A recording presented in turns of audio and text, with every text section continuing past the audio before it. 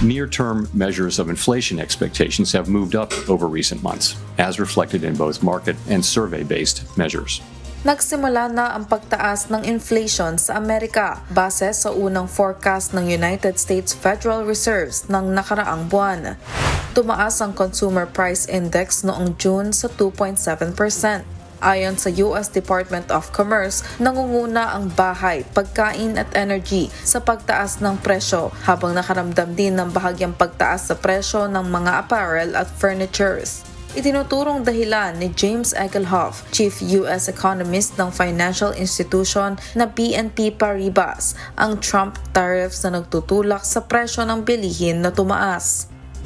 Samantala, lalo namang mahihirapan kumbinsihin ni US President Donald Trump ang US Federal Reserve na pabain ang interest rates nito dahil sa inflation hikes. Inflation has come down a great deal, but has been running somewhat above our 2% longer-run objective. In support of our goals, today the Federal Open Market Committee decided to leave our policy interest rate unchanged. Sa kabila nito, iginiit ni Trump sa kanyang Truth Social na maliit lamang ang itinaas ng inflation at dapat na agad na ibaba ng Federal Reserves ang interest rates upang makatulong sa ekonomiya ng bansa.